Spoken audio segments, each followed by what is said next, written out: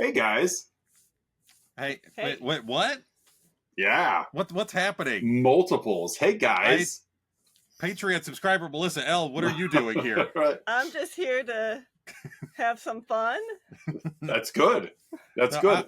Oz, you would normally ask me a question, but I think it's better served for Patreon subscriber Melissa L. Hey, Patreon subscriber Melissa L., you got a movie for us this week? I sure do. The movie of the week is Hedwig and the Angry Inch.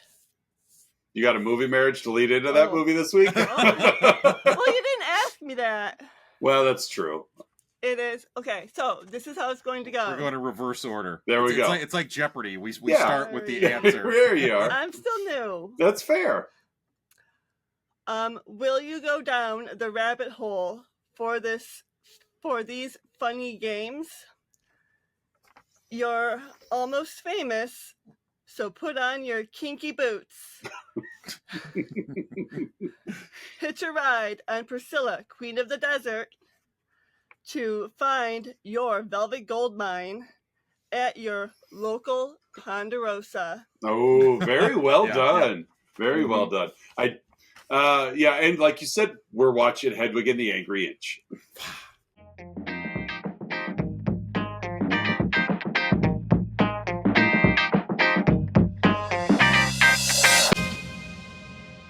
So, welcome back, listeners, viewers, to another week of Let's Talk About Flicks, the weekly podcast where we take a monthly theme. This month, we're basically on vacation again, as we're relying on others to supply. Two straight months where you and I have to do zero thinking. Yeah. So, which isn't too dissimilar from our other months. No. That's what our show is based on. Yes. Zero thinking. It's the absence of thought. But no, we are here to kick off Patreon Subscribers Choice Month with no other than Patreon subscriber Melissa L. Welcome to the show. Joined in studio. It's like on the radio, when they have guests come in, but it's always extra special when the guest is in studio with us. Yeah, absolutely. So welcome to the show. We're thrilled to have you. We're hoping, I know we got another guest next week. It would have been nice to have like 4 movies, 4 guests, but wow. I can come back with another movie. That's true. Yes. That's true. That's true. So, hey, who are our other Patreon subscribers, as long as we're on the topic? Yeah, well, as you see in the flesh, you have Patreon subscriber Melissa L. We also would like to give a shout out to Don S., Aaron A., and Mandy K. Thank you for your patronage. Yes. And stay tuned as we will obviously reveal the choices that our other Patreon subscribers have as we unfold through the weeks. So, yeah. It's going to be a fun month. It really, really will. So, let's take a look at, with it being your movie, and by your movie, it's like you're the one that brought in this week's guest choice. Yes, it is quote-unquote my week. It's your week. However, it's, as far as I'm concerned, it's Patreon subscriber Melissa L's week. So that's right. So Oz, you've got the characters for Hedwig and the Angry Inch. I do. Yeah. We're looking at, like a lot of our weeks, somehow a robust cast, but also a very streamlined cast. Like, yes. The extras are the aforementioned, like Ponderosa Steakhouse customers. And so what was the name of the chain that they're eating at a lot? Bilgewater. Bilgewater, that's which right. Which was basically like Sizzler meets Ponderosa meets like a pinch of Red Lobster. Exactly. It's got a little bit of everything that senior citizens adore. Yes. But we are taking a look at our cast, led by writer, director, and star John Cameron Mitchell, playing the aforementioned titular Hedwig. Do it all. Hedwig. Which actually was his mother's name. His real name is Hansel, but we'll get to that. Yes, Hansel. That Hansel's so hot. Oh, I love See You Later. Miriam Shore is Yitzhak. Yeah. Stephen Trask, also co-writer as... Would you say that? A lot of vowels in there. Yeah, exactly. Skizip? I think so. Skizip? What's the name of that like comic book villain with all the... is it like Mr. Mystic Plickstick or something like that? It's a Superman villain. Stephen Trask as Superman villains. As Mr. Plickstick. Yeah.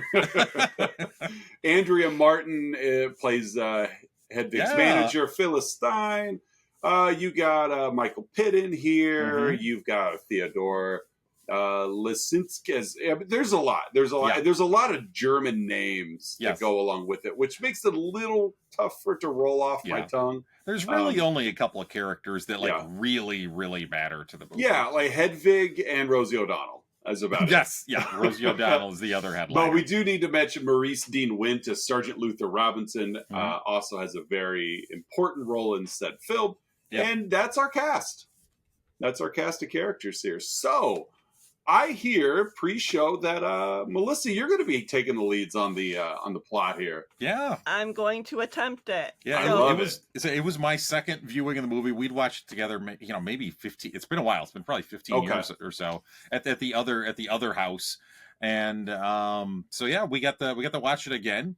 Got to watch it again with Patreon subscriber Melissa L. But this is a movie that was kind of it was one of those like really formative movies for you. It was kind of the impression I got. It really had a big impression on you as a young Patreon subscriber Melissa L. Well, and I had even mentioned last week that I remember back when you guys were dating, and it was somewhat earlier in your relationship, and when you were in that apartment, and you had I remember you having a Hedwig poster. Yep. On the wall. And so it's like, I know that this movie's been in your life longer than Curtis has. So gasp. It's all right. It's all right. So it's hard to compete with John Cameron Mitchell. Well, I mean, not hard to compete with an angry inch though. No, it's we'll just leave that one sit right there. Let that one linger. That's true. Hey, Patreon subscriber Melissa L, what do we have for the plot of Hedwig and the Angry Inch? And feel free to jump in and help, since I'm still new to this and you guys aren't. Yeah. It's we are everything but professional here, so. Okay, well, the movie starts out with a woman-like figure walking in a back alley with a umbrella because it's raining out, and she walks into like a theater type place, and she takes off her coat and it reveals "Take Me Home Yankee" on it. And we realize and she starts singing, and the song is called "Tear Me Down," and it's about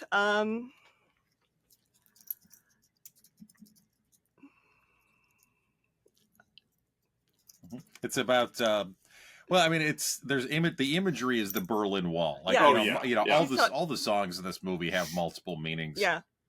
So it's like she's talking about people trying to tear her down, trying to tear down the Berlin Wall, and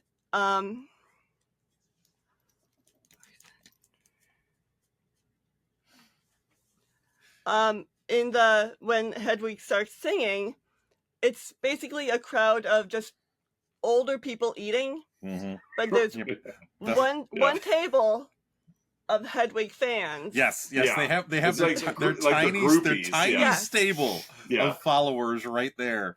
And in actuality, in real life, the Hedwig fans are called heads, and they actually do have those foam things. Yeah, like the lightings of the hair and all that. Yeah, I love how that was like one of those little like through line bits in the whole movie, is that there's these half a dozen rabid fans that are basically on the tour with them. Yeah, at these restaurants. At the Bilgewater chain. Yeah. At your local Sizzler. There's so many like I don't want to lean fully into like a Spinal Tap feel, but there's so much of just little throwaway stuff that don't really have an impact on the film as much as it's enjoyable to watch. And it led at times to just some mild confusion in viewing too. Yeah, I'm sure as a first time viewer, it's a movie that's presented in a much different way than I think most theater goers are used to. Right. And there's reality getting blurred and timelines get blurred a little bit, and it's all done with dignity, but it is a little tough to kind of follow sometimes, like where are we, when are we? Well, there's 3 different timelines going on. Yeah, and it also felt could have thrown Pulp Fiction into your movie marriage. But it also felt at times like it just felt like very personal, and of course it is personal.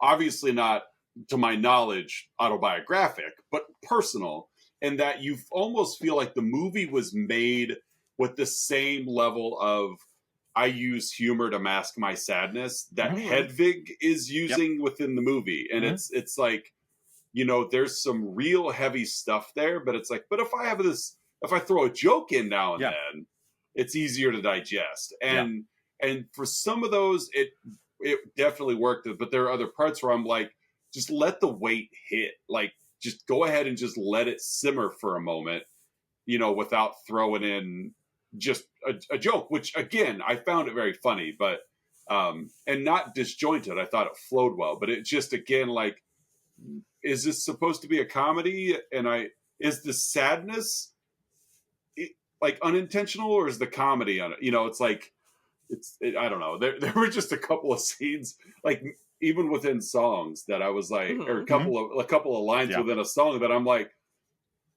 the song's got such a message to it, and then you're like, oh, a car wash, and it's like, which is like, oh my god, that's so funny. But anyway, I'll shut up. I mean, in some ways, I think Hedwig, or even the writers of the song, I mean, I can relate to that. Using humor to mask insecurity and to mask struggle, same. That's why I'm not that funny, because I don't have any insecurity. Yeah, because there's zero. It's zero. You are a fully formed being, Oz. I'm known around town as Prototype.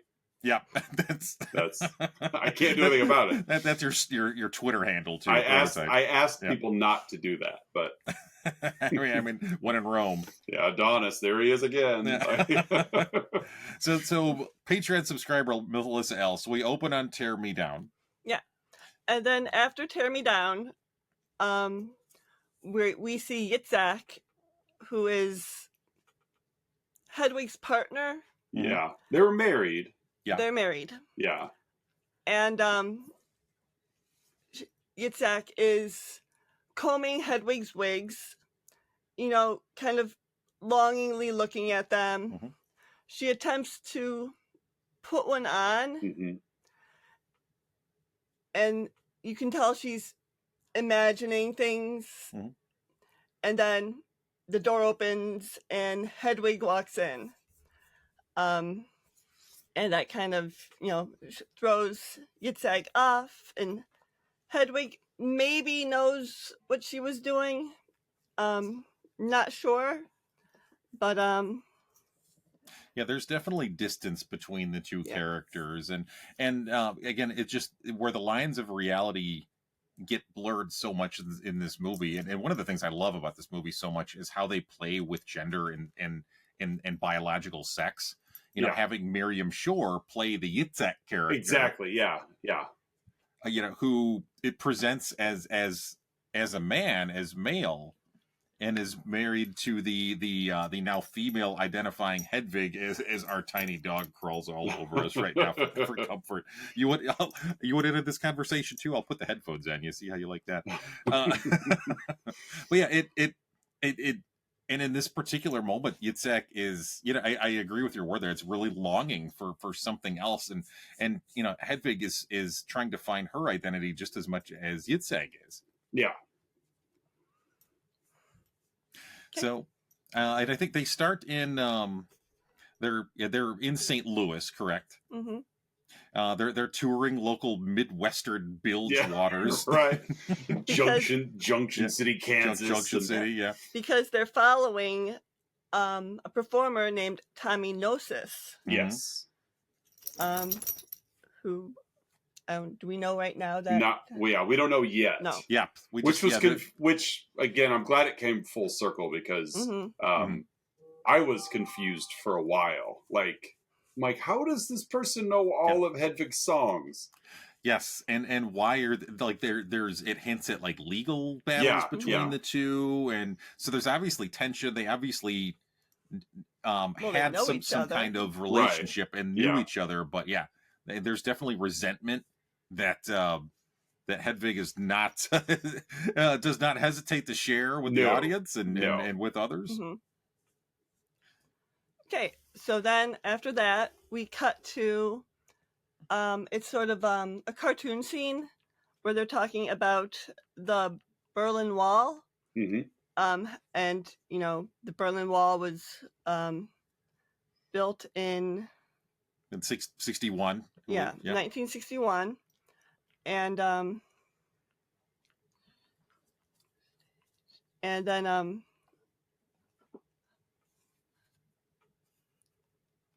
it gives a little bit of history there, and then it jumps into you know, Hedwig's, I think, teenage years, the teenage years, like early teen years. yeah, and like how his life was in Or Hansel, we should say. Hansel. Yeah. It starts as Hansel, and how Hansel spent his early and formative years with just his mom. Yeah, because it talked about, you know, like dad was a GI Mm-hmm. and then bailed, and you And really got the feel that like maybe there's abuse there. well, that and mom didn't necessarily want him either. Like, Right. Yeah. you know, again, but another one of those where it's like super sad, and then he's like, "Mom, we ran out of space, so mom told me to go play in the oven." Yep. Yeah. It was like, and it was like, I get it. It was like, oh, that, you know, it was funny, but like it was played for laughs, Yeah. but it's like, yeah, like there's some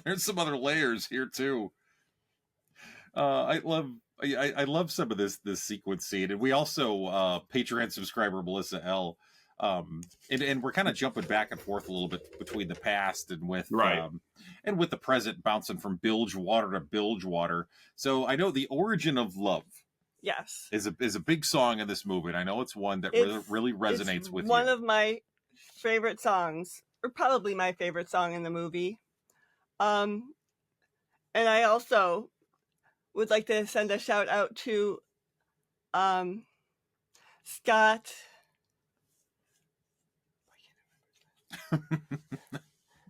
Scott Zoucha. To non-Patreon members. Scott Z. Because yeah, we will be beeping that as he's a non-Patreon subscriber. Scott, who helped me with the movie Marriage when I was struggling over coffee. Yep, fair enough. Yep. So we had a ringer supporting our efforts here. Yes.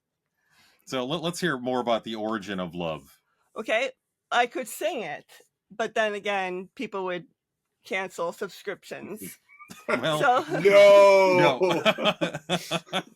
Aaron A, don't you dare unsubscribe. Right. No. Okay, so in this song, the origin of love is it starts with three sexes: the children of the sun, the moon, and the earth. And the children of the sun are two men as one. The children of the moon are two women as one. And the children of the earth are part man, part woman. And so those are the three different genders in the song. And it talks about how, you know, maybe these people got too much power, the gods got angry, and they get revenge on the humans because of their power, and he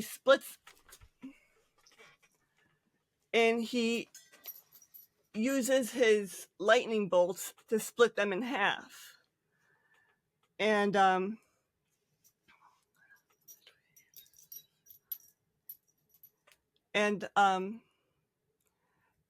it's just, this is one of the songs that really gets me when I'm watching the movie and I'm singing along with it, because that's what I do.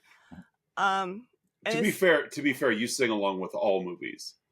Musical or not. Whether or not she sings along with Predator when we watch Predator. That's true. But she sings along to the J.G. Wentworth theme. Sometimes. Here comes the Predator. Eat flesh now. I was debating whether to keep going with it. You're giving away our location. You're ghosting us, Mother Blake. So I think the song is playing at the Chicago location of Bilgewater. Right. We're moving from Missouri to upstate Illinois here. I like how you refer to Chicago as upstate Illinois. I mean, geographically, it's upstate Illinois. That's where it is. Yeah. I always wondered where Chicago was located. Yep, the I-57 or I-55 corridor there. Yeah. We get an interesting quote from Hansel's mother. It says, "It's better to be powerless," which is interesting in this dynamic because, you know, Luther is looming soon in the horizon here. Yes. So I don't know if it's questionable in the moment, but it's one of those. It's the balance between humility and confidence, which is another kind of theme in this movie, and bouncing back and forth between those things. I know adult Hedwig, with their head in their mother's oven, tells the audience how they were influenced by Lou Reed, Iggy Pop, and David Bowie. And I will say at the time, which you can see, at the time of this recording, it is Lou Reed's birthday, is it not? Oh, or would have been Lou Reed's birthday. Yeah. As I was quizzing you at dinner, which is our normal evening tradition about celebrity birthdays. After they're done in Chicago, they take take the ninth stage at a music festival called Menzies Fair. It's a woman's fair, yep. like Lilith Fair, yes. but Yes. not as popular. But yeah, they got the ninth stage. It's like the Fry Festival of the Lilith Fair circuit. And they have one person in attendance. Yeah, like one hardcore goth is there to see Hedwig and the Angry Inch play. And it's at this point where we flash back and we meet now teenage Hansel getting hit on. Well, first teenage Hansel is sunning himself naked on some rubble, as one does. And from behind him comes some military person who he goes like, "Dang girl, I didn't mean to disrupt you, whatever." And Hansel turns and, being naked, there it is, exposes himself to Luther. To Luther in what might be the most Keith David role that Keith David's never done. Keith David never played. This role, I agree with you completely. This just screams Keith David. It's 100% not him, but even watching it, talking about it now, I can envision is Keith David in that role. We're gonna have to go back and re-edit this so that in the character list we get Keith David credited. Yeah, it's like Keith David from Requiem for a Dream. Yeah. Yes, specifically. Yeah, not Keith David from There's Something About Mary. Or They Live. Exactly. Not that Keith David. There were no suplexes in Hedwig and the Angry Inch. I love that this next moment, there's a close-up of Luther's mouth, and he just goes, "Damn, Hansel, I can't believe you're not a girl. You're so fine." I know, it's so gross. It's just the close-up of it makes it And then what any creep would do, he goes, "Do you like candy?" Yeah. Uh-huh. Yeah, I like gummy bears. And then he hands Hansel a bag of gummy bears, the American equivalent of gummy bears, which are much better than the German candy. And you're speaking from experience here. Yeah. Except for German chocolate. I would assume that's probably better. Everybody knows American gummies are superior to German gummies. Well, yeah. That's common knowledge. Yeah. I will say we're not with where we live. We are not too far from the. I might mispronounce the name. The Habiro, Habiro. Haribo. Yeah, them too. There's a big them too. Them too. Not that factory though. No. It's the Haribo factory. there's a big basically a gummy manufacturing plant about 45 minutes from where we live. It's right off I-94. I love a gummy bear. My favorite gummy peach rings. Those are good. Those are big fan of a gummy peach ring. Mm-hmm. Yeah, I love Sour Patch Kids. Mm-hmm. Those are my. I mean, I don't know if you can call them gummies, but they're in the gummy family, I think. If you haven't tried the nerd clusters yet, those are good. Those are so good. Yeah. Yes. I've diabetes. They're tapping you on the shoulder. I'm so happy and excited. my you're son, more chocolate. Yeah. My son has a family size bag in the pantry that I sneak a few from just about daily. You chalk it up to another thing that your son and I agree on and enjoy.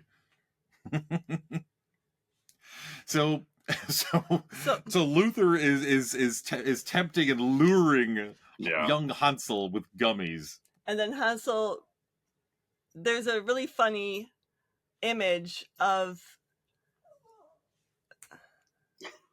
Yeah. Is that someone's stomach?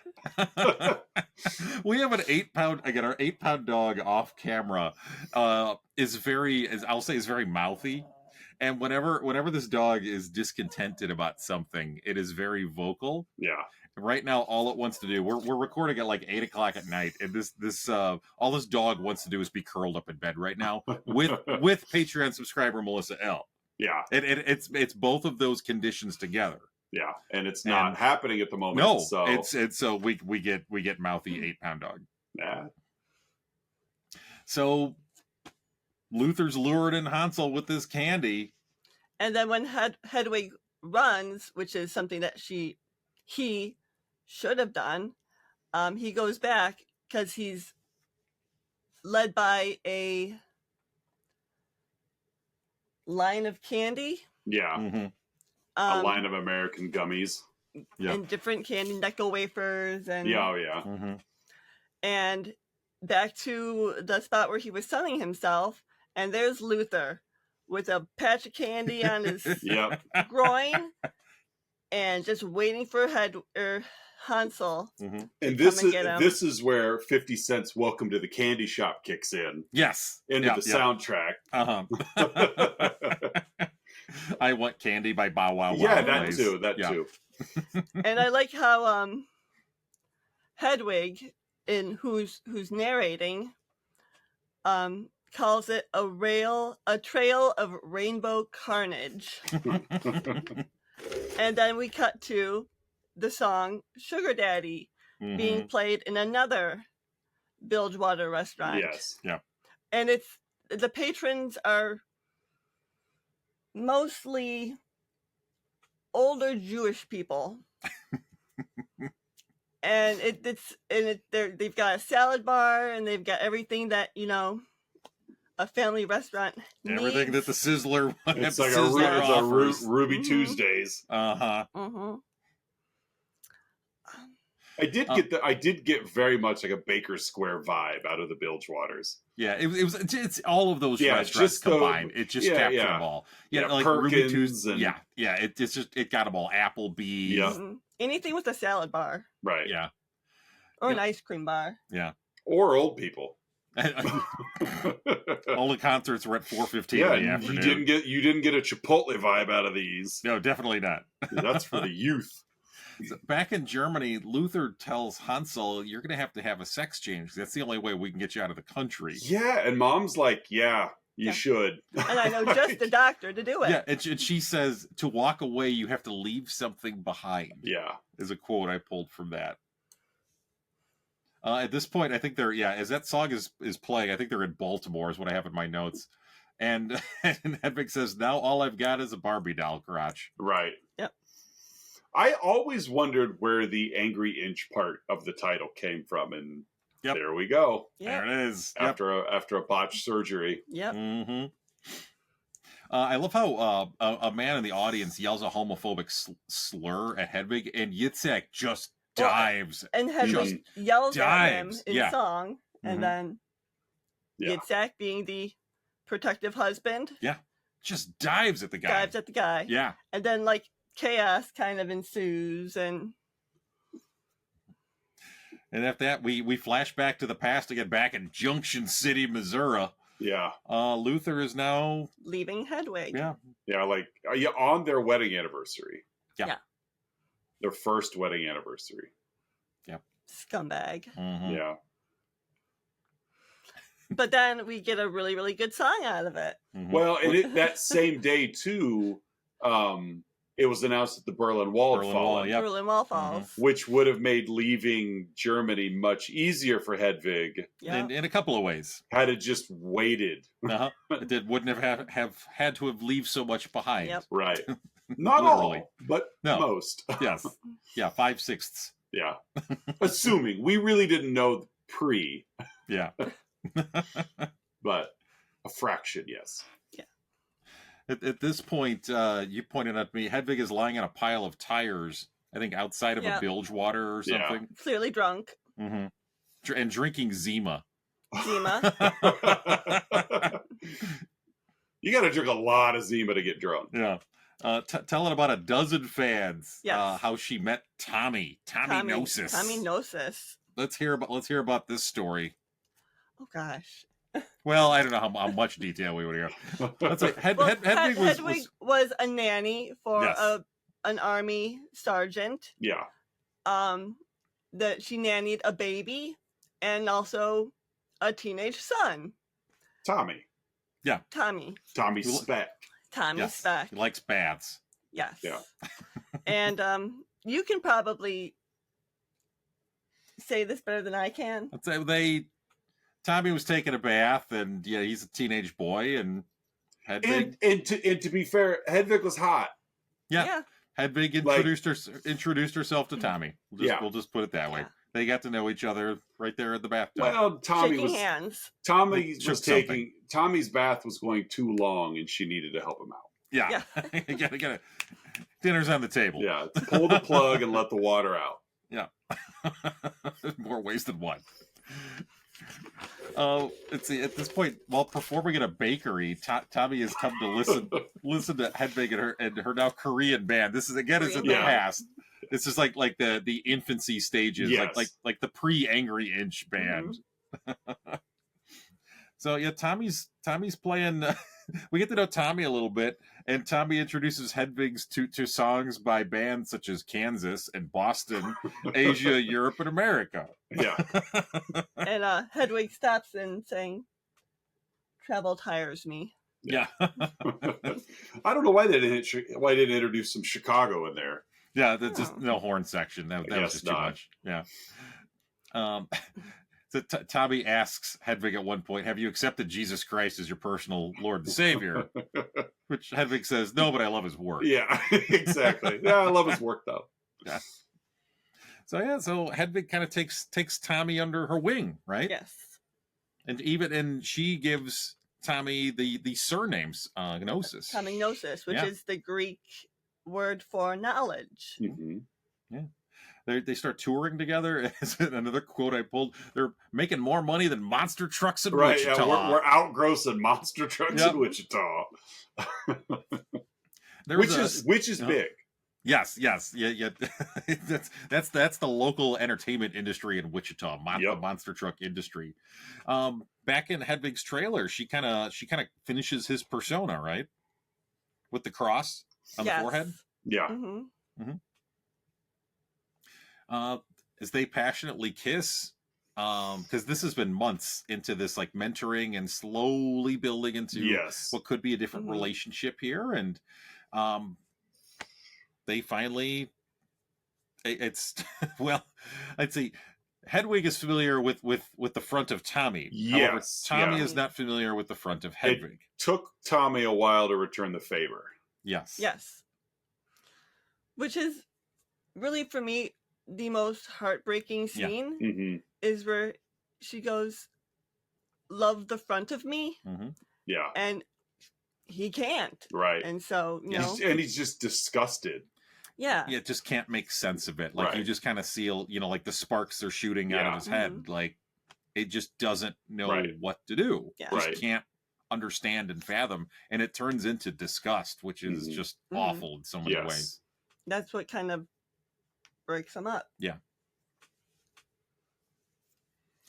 So at this point, Yitzhak behind the scenes had come across a poster for a Polynesian tour version of Rent the Musical, and went out and auditioned, and Yitzhak got a part. Right. In the meantime, in all of this, money's running tight with the band and with the tour, and Hedwig gets a hold of Yitzhak's passport. Yep. And she actually cuts it in half. Yeah, she just tears it up. Yitzhak can't travel anymore. Yeah. So to Kansas and Boston and Asia and Europe. Asia and Europe. Let alone America. Yeah. Right. Was there any other songs you wanted to mention here in the meantime? Yes. Okay. Wig in a Box. Please. Is that Justin Timberlake SNL bit? It's funny you bring that up because we were kind of like throwing things back and forth. It's like, what would you do if I brought up you're like, just don't. Like it's the other song about things in a box. Yep. Yeah. And they go through like all the wigs she's worn. Mm-hmm. She like Miss Midnight 19 or Miss Midnight Checkout Queen was one wig. Mm-hmm. Then we have the Beehive, and then the Farrah Fawcett, and then the just the rock and roll wig that that she's known for. Yeah.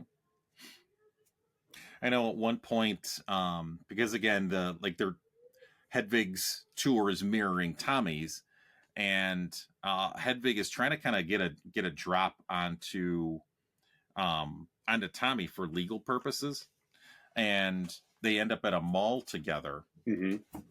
And Tommy's like signing autographs or something. Mm-hmm.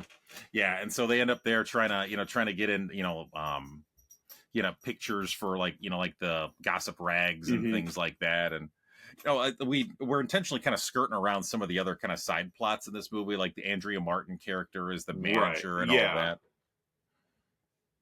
But moving on, 3 weeks later, Yitzhak and Hedwig are on the outs basically, and they're out of money, so the tour is stopped, and Hedwig is in an alley waiting for a John. Yeah, needs to make money. That's like everything's falling apart. Fun fact about that one. Nope. We're jumping in and out here. It's all hands on deck.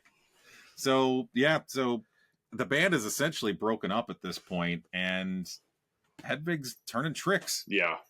It's got to make money illusions, somehow. Michael. Tricks are what someone else does for money. And a fun fact about the competing woman of the night is that it's the costume designer of the film. And you don't notice it at first, but Hedwig's costume or outfit has one leg cut up to the thigh of her pants, and it's replaced with a long white boot. You're right, I didn't notice that. But you watch it many times. But I will next time. Yes. And whose car pulls up? Just happens to pull up into this alley. Tommy Gnosis. Yeah. Tommy. Looking for... He's either looking for someone for some action, or he's looking for Hedwig. And finds both. Yeah. So they get in there together. They're kind of looking at his latest CD, and he finally just kind of comes clean. It's like, in so many words, like, I know that this was you. You deserve the credit for this. Like, he pulls out a CD and kind of writes Hedwig's name over it. for the lyrics. Because that makes it all better. Yeah.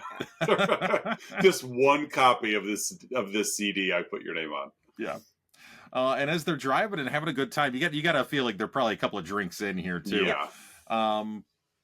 They crash. Couple Zimas. Yeah, couple Zimas in. Yeah. Well, they start singing their music, and they have a disagreement on a lyric. And that puts Hedwig in a rage, and then they try to make up while driving, and hit something right into a tabloid's van. Yeah. of all the industry's vans to run into. Yes. Not a UPS. Yeah. Not 1-800-Flowers. So literally paparazzi step out of the van. Yeah. So of course the tabloids pick it up. Because of the scandal now, Hedwig is a lot more famous. They play the Times Square Bilgewater, which I think got one of the biggest laughs for me. Like they're still doing Bilgewaters, but they got the Times Square Bilgewater. Moving up. It's like the M&M store in Vegas. Exactly. Yeah. Yitzhak is there and eventually kind of rejoins in the performance. So so they kind of make up. And if you want to jump in here, because this is another one of those kind of penultimate moments of the movies, during kind of a punky breakdown in the song, Hedwig starts stripping. Well, it's the song removing her clothes, all sewn up, and so she kind of has a breakdown, kind of maybe losing her identity a bit. Strips off her, I'm gonna say, plastic saran wrap dress, and is left with a pair of boy shorts. Yeah, it's more like ripped off. Like, that's it's just so much intensity in the removal of this exterior. Then he ripped his wig off, or her wig off, and all with the song all sewn up.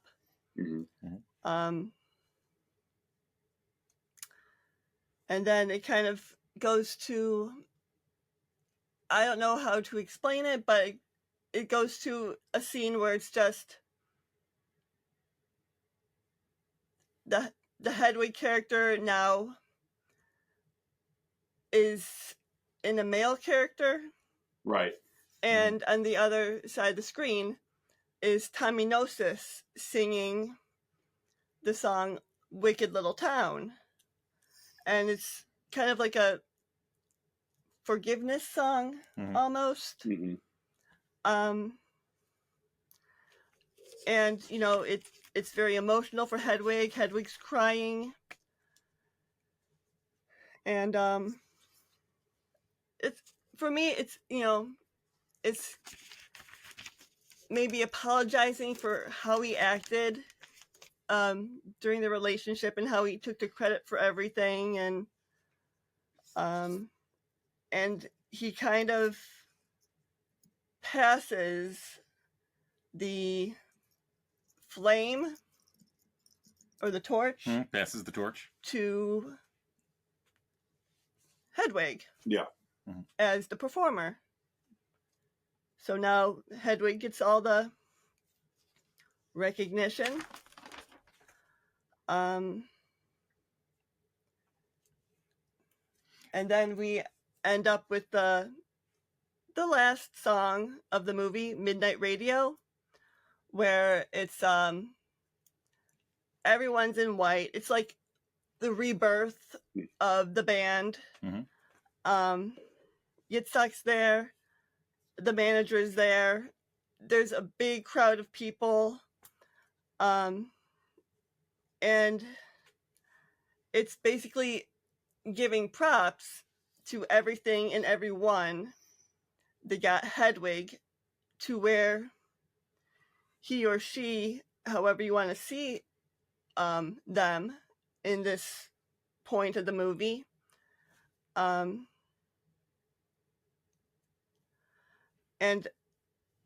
it's kind of like everyone finds their place where they need to be or where they should be. Yeah, self-love, self-acceptance. Yeah. Yeah. And then we end the movie with Yitzhak wearing a very punky wig, dressed in a very... One of the dogs. Just keep going. One of the dogs is scratching a record right now. Yeah. Our dogs are big Run DMC fans. Either that or they're big, like that scene in Forrest Gump where your mom sure cares about your education, boy. See, Given that sound too. I was going for the digging in Shawshank. Oh, that works. Or that, yeah. Yeah. So where was I? Hedwig's naked, walking down the alley. Yeah. So and then we see Hedwig naked, walking down an alley, and there is a tattoo on his hip that changes from, if you remember or watched the scene of Origin of Love,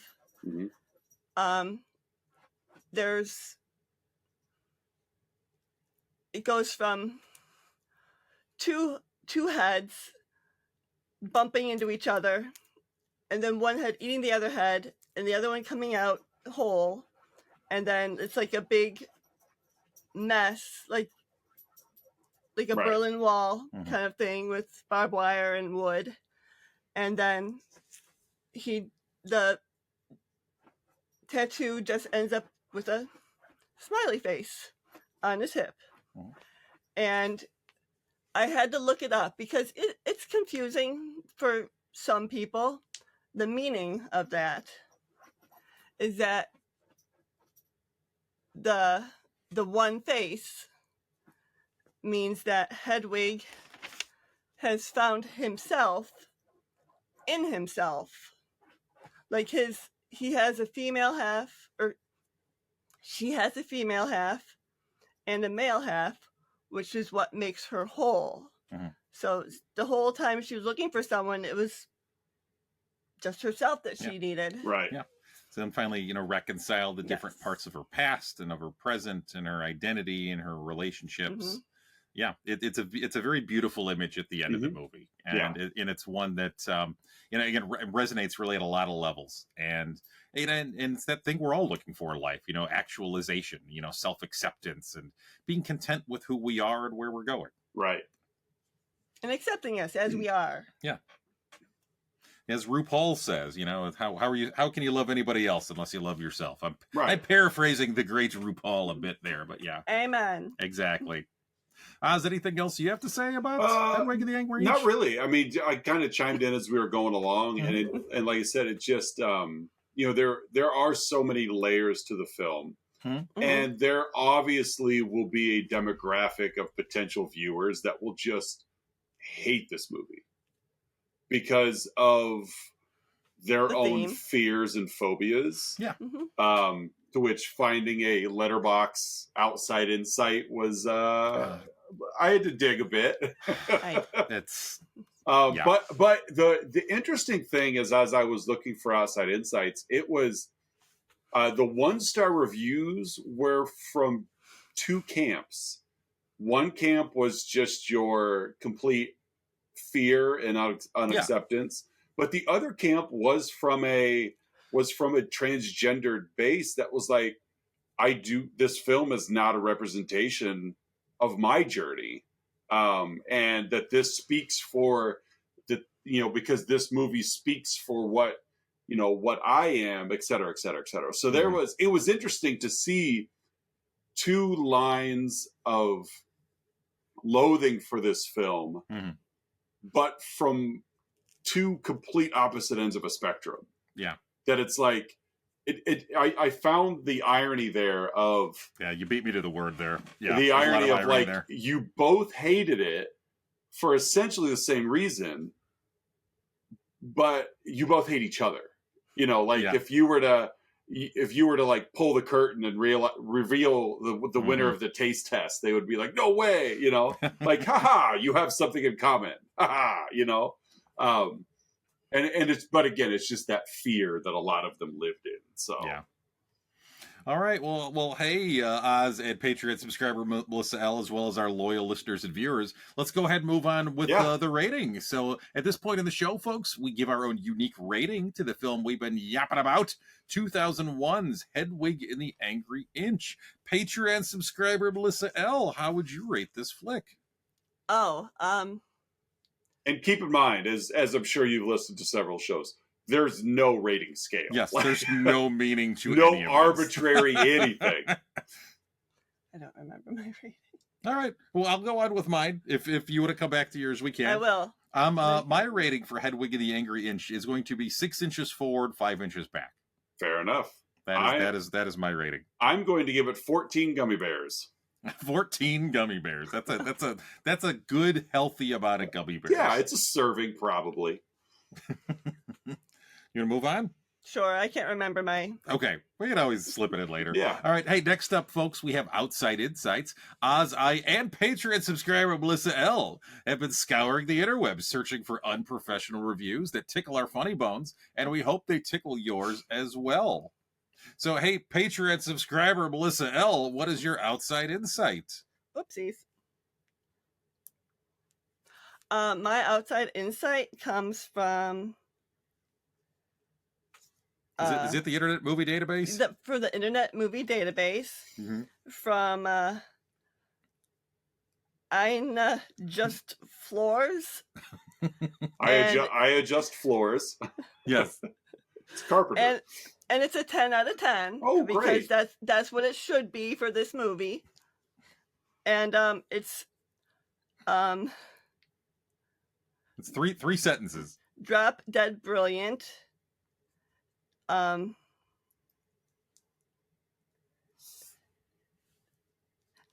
is the review. The end. Yep. That's all it says. Drop dead brilliant. That's the review. The end. Nice. That's it. 10 out of 10. So, hey, Oz, how would you rate this flick? We already rated it, but I'm reading an Outside Insight. Outside Insight. How would you Outside Insight this flick? I have a 1-star review by Billy Golden off Letterboxd. He says, you're telling me that Cat in the Hat has an average rating of 2.2, and I'm going to remove words. And this movie has a 4.0. WTF, Letterboxd community. So I don't know if he felt this movie was underrated or Cat in the Hat was, underrated or.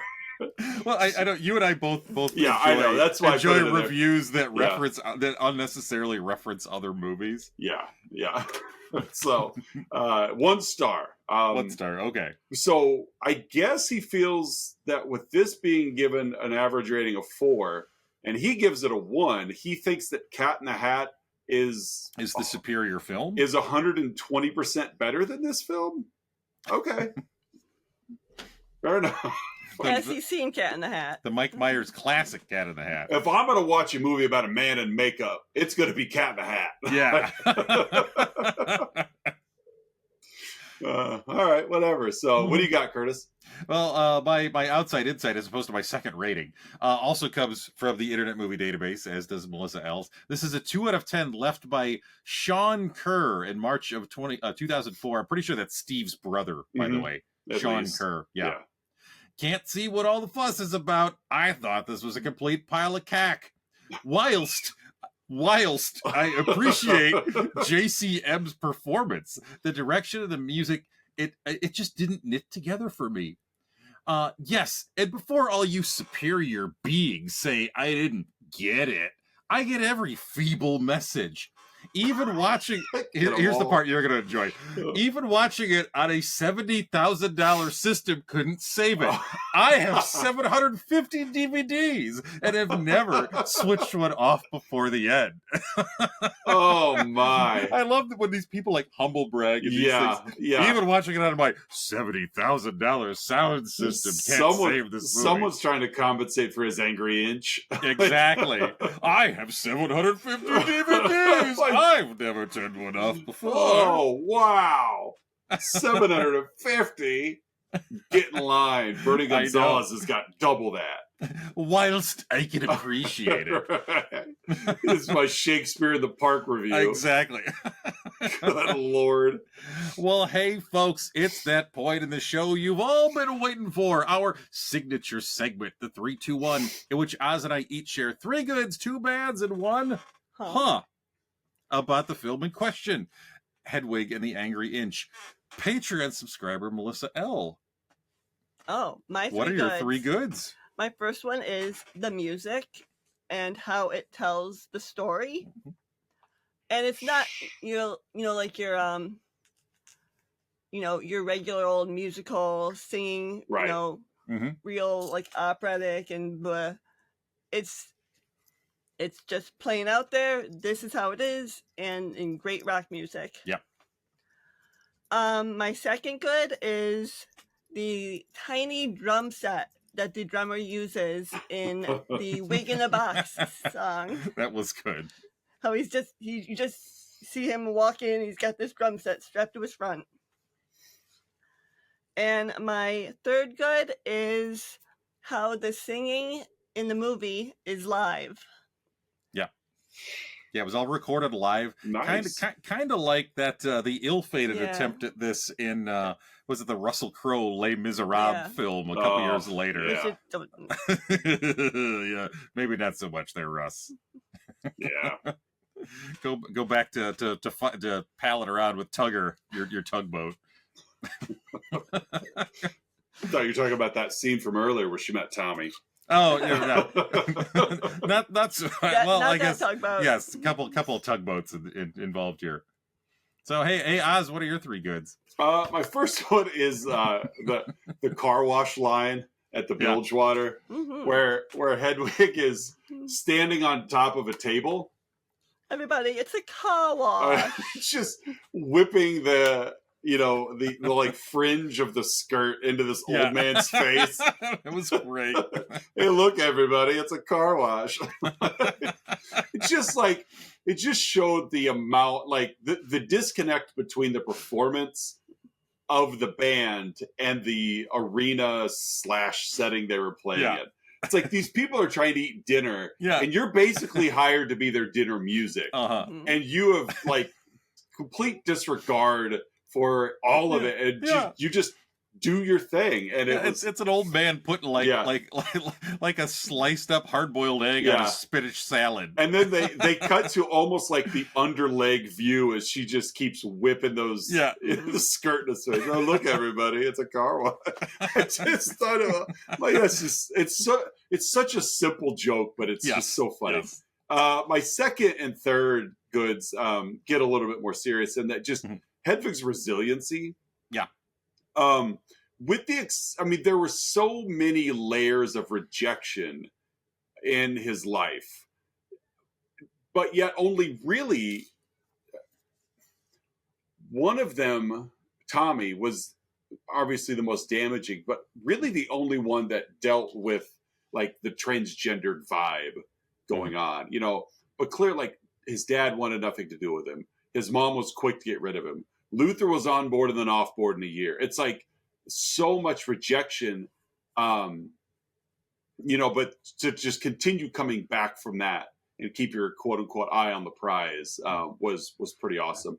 And then third, to kind of go hand in hand, just Tommy getting his comeuppance.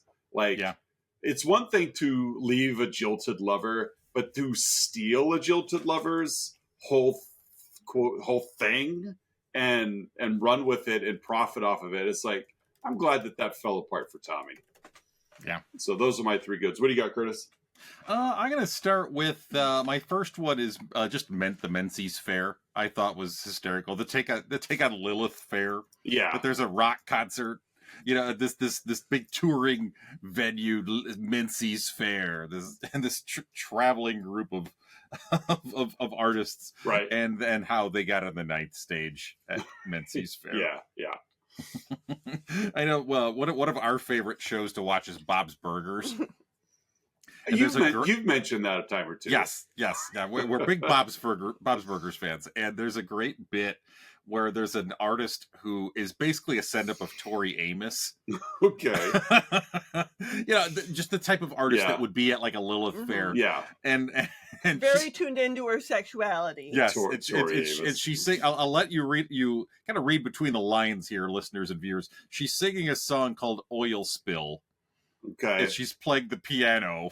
Yeah. and kind of writhing. And yes, very sensually playing the piano, and as far as how she seats herself on the bench and moves about the bench while she's singing a song called Oil Spill. So just overall, yes, Menzies Fair is great. My second good is, I'm just gonna go with, I'll throw an obvious one out there, just the themes of constructing one's identity and how we all strive for self-love and acceptance. And I'm gonna throw an extra kicker on this. And you mentioned before, how there was some folks in the trans community who have expressed their I don't know if disdain is the right word, but and so I will just broaden this to say just love for the trans community. Again, we're all in that journey for self-acceptance and love. Members of the trans community, that can often look very different. And we love you, we support you. And, absolutely. Whether this movie is representative of your journey or not, I'm glad that a movie like this exists. And my third good is, as Patreon subscriber Melissa L and I were watching the movie, my last good is just hearing her break into song of singing Midnight Radio as we watched it together. Oh, so nice. So yeah, nice. Those are my three goods. Hey, Patreon subscriber Melissa L, what are your two bads? My two bads are the Luther character is number one. Yeah, he's the worst. And he's just a big turd. Yes. And then my second one is everyone else can sing, but Michael Pitts lip syncs. And it's actually Stephen Trask's voice, who is the lead musician. I read that. That another one of the creative minds on the film, sung for Michael Pitt. Mm-hmm. Good bads. We need to take a note from Patreon subscriber Melissa L and just keeping our 3, 2, 1s nice and to the point. Short. I don't know what you're talking about. I ain't changing a thing for nobody. If I learned one thing from this movie, it's a change is bad. That's right. That's the message here, right? Yeah, I believe it is. Okay. I really didn't pay any attention to this film. So, hey, Oz, what are your two bads? My first one is this. This movie has a tendency to be too smart. There's a lot of very obscure literary references being made. Mm-hmm. Yeah. And for some people that really want to keep it simple, stupid. Well, yeah, not so much that, but it's like, I feel sometimes some filmmakers make an effort in a way, and I'm not comparing the creators of this film to your Outside Insight guy, mm-hmm. but almost of a look what I can do. Sure. And like Tarantino does that at times. Yeah. We've had several examples of that in the last couple of months. like look how much I know that you don't know. Look what I can reference that you've never even heard of. Sonny Chiba. Yeah. Anyone. And so there were times but I feel almost like one can get away with referencing movies that are obscure a little easier than referencing books and works of fiction. Literature. Yeah, only because obviously the history of literature extends far longer than the history of film. Yeah. And I could go possibly find that movie and watch it in a couple of hours and be caught up on the reference. And so there were times where, especially in some of the descriptions, where it was just a little too deep. Not for me, obviously. I got every reference. Well, if there's anything about you, Oz, it's deep. Yeah. You are a walking leather-bound book. That's true. I have leather patches on my skin on the elbows. Like you just had them sewn directly on. Yeah. They just grew. I didn't even sew them. They just grew that way. Just woke up one morning. Hey, I must be really smart. I knew I was a smart guy before. But now the nature's caught up. But no, that's my first bad. It's just there, runs. If someone's wanting to keep up with the references, some of these references were really obscure. And I mentioned this a little bit earlier too, but just the profound sadness of this movie can be missed with all of the jokes peppered in. And I think that the sadness that Hedwig is experiencing and the constant, like you even used in your rating of, 6 steps forward, 5 steps back, it's just the constant beat down of this character emotionally can easily be missed in just like the running bilge water jokes and even the jokes that he's throwing. And I wouldn't go as far to call them jokes as much as just the persona coming through. So I think it's important to grasp that, because I can easily see some people watching it for the entertainment value and missing that like through line of this was a marathon for this character. Yeah.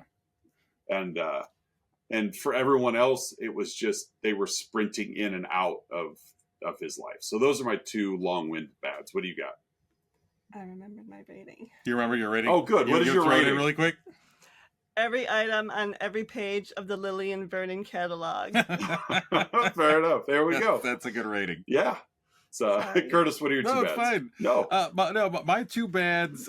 First of all, just why are men the worst? Like, we can be really bad sometimes. We are. I tends, say it all the time. Yeah, it's men are the worst, and like I don't say that in a self-loathing way. I just like and I'm thinking the Luther character specifically here. Like he's just like why do men have to do that and be possessive and dismissive and I mean the character is either gay or bisexual.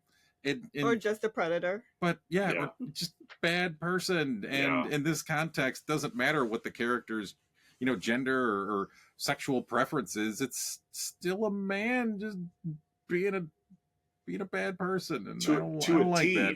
Yeah, be better. Yeah. Predatory is a good word to use there. My second bad is, and I don't even know if this is so much a bad, but like, I enjoyed the movie a lot. Great movie. I got a feeling that the live musical is even better.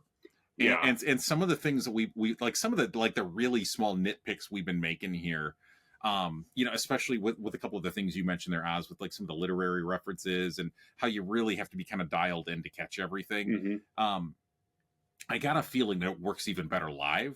Oh, sure. With the energy and with the audience there. And if you're if you are going to, it's one thing to, like pull up a movie these days, on any kind of streaming service and, hit play. It's another thing to, pay the tickets and travel and go and actively seek that live experience. So I got a feeling that this particular production absolutely rocks live.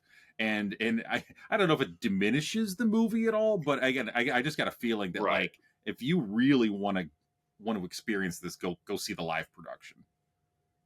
Do you remember the last live production we saw together? Was it the Evil Dead the musical? That was a while ago. That was at least like 10 years. But yeah, Evil Dead the musical. There was a lot of blood. And it was fun. I don't even remember the theater. It was a pretty small theater. Yeah. Well, all right. Well, hey, Patreon subscriber Melissa L, what's your one huh? One huh is when they talk about the little bishop wearing a turtleneck. Why did they have to include hair? I don't know. And I think we could trace that back to the Haribo gummies too. Yeah, if we really could. Wanted to. Grown men talking like children, eating their gummy bears. That's a good huh. Yeah, it is a good huh. Hey Oz, what's your huh? How does one play in the oven? Like, keep it off. Yeah, it's not a very big rec room. Yeah, you go play in the oven. Like, just go play in the oven. You're fine. So yeah, that was how does one do that? So make sure the gas is off. Yeah, because like if you had the gas on, it's like the whole house is or the whole apartment's gonna suffer. But so, maybe that's how she gets rid of him. Might be. So, what's your huh, Curtis? How how many teenage males take baths? I don't know. It's just I don't. Maybe I'm only speaking from my experience. I don't recall ever taking a bath as a teenager. Yeah, we didn't have a shower for a long time. Yeah, it's definitely an awkward feel. Sure. Even when like that's all you know. Yeah, you still are like, yeah, something's not right here. you just the door's wide open, and I don't know. It just. So, but yeah, growing up, it was a while for it. So I just started standing up in the bathtub, pretending it was a shower. Got the floor awful wet, but whatever. just spit up in the air. I would just hold the cup of water over my head, standing 5'11". So, but yeah, I don't know, but it worked out for Tommy, that one bath. Yeah, I mean, he's definitely clean afterwards. Yeah. Was he? Yeah. Well, as long as he got out of the bath soon enough. It didn't keep washing himself. Right. There's so many other jokes to make here. But Yeah, again, that's right. PG podcast, That is a regardless PG of podcast. the innuendos and inferences. Yes. So. All right, so hey, that was 2001 Hedwig's the Angry Edge, and Patreon subscriber Melissa L. Thank you so much for joining us. Thank you. I know you were looking forward to this. Allowing you. You pay to be here. That's true. It's our honor for you to be here, my liege. So if I'm paying, can I come on more often? Sure. Yeah. Yeah. I mean, we'll show you the list. You can hop on, make sporadic guest appearances, Right. whatever. Even Tool Time had a woman on. Even Tool Time had Pam Anderson. That's right. And on Tool Time, the woman was the best looking character. Well, that's not hard to beat with Tim Allen and well. I mean, the top part of Wilson was pretty attractive. Yeah. Good hat. Yeah, He had good hairline, that Wilson.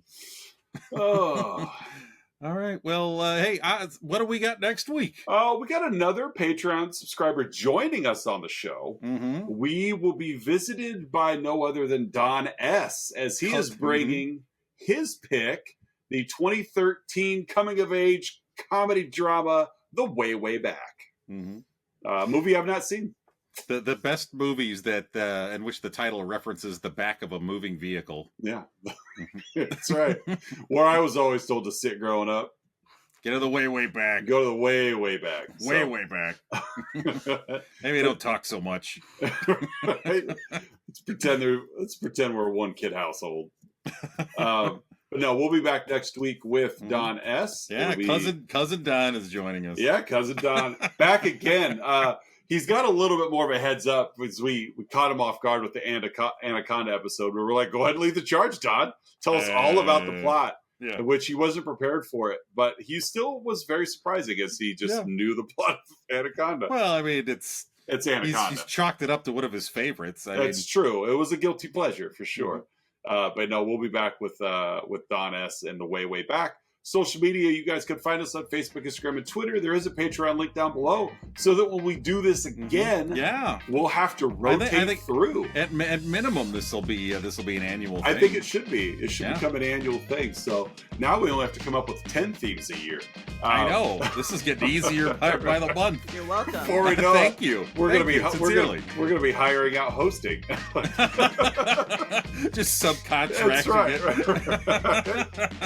This week, hosting Let's Talk About Flicks, we've got the host of this show. But no, we will be back next week with The Way, Way Back. Social media already talked about it. Thank you guys for joining us. This is episode 123 already. The old 123. That's right. We're on our way to 123,000. Yes, on the road.